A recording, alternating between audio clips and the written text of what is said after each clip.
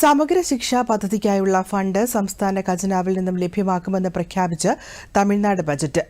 ദേശീയ വിദ്യാഭ്യാസ നയം സംസ്ഥാനം അംഗീകരിക്കില്ലെന്ന് ചൂണ്ടിക്കാട്ടി കേന്ദ്ര സർക്കാർ അനുവദിച്ച 2152 കോടി രൂപ തടഞ്ഞുവച്ചിരിക്കുകയാണെന്ന് 2025-26 ബജറ്റ് അവതരിപ്പിച്ചുകൊണ്ട് തമിഴ്നാട് ധനമന്ത്രി തങ്കം തെന്നരസു പറഞ്ഞു.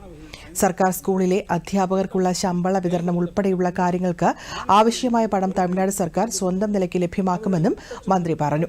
തമിഴ്നാടിന്റെ ദ്വിഭാഷാ നയത്തെ ന്യായീകരിച്ച ധനമന്ത്രി സംസ്ഥാനത്തിന്റെ വികസനത്തിന് അത് വലിയ സംഭാവന നൽകിയിട്ടുണ്ടെന്ന് പറഞ്ഞു. തമിഴ്നാട്ടിൻ നഗരപ്പകുതികളിൽ ഇയങ്ങിവരും அரசு உதவி பெறும் பள்ளிகளில் 1ஆம் வகுப்பு முதல் അതേസമയം തമിഴ്നാട് ബജറ്റ് പ്രഖ്യാപനങ്ങൾക്കെതിരെ രൂക്ഷ വിമർശനവുമായി BJP രംഗത്തെത്തി. പൊള്ളയായ പ്രഖ്യാപനങ്ങൾ മാത്രമാണ് ബജറ്റിലുള്ളതെന്ന് പാർട്ടി സംസ്ഥാന പ്രസിഡന്റ് കെ അണ്ണാമലൈ ആരോപിച്ചു. തെരഞ്ഞെടുപ്പ് വാഗ്ദാനങ്ങൾ പാലിക്കാതെ എല്ലാ വർഷവും ആയിരക്കണക്കിന് കോടി രൂപയുടെ അഴിമതിയാണ് സർക്കാർ നടത്തുന്നതെന്നും അദ്ദേഹം വിമർശിച്ചു.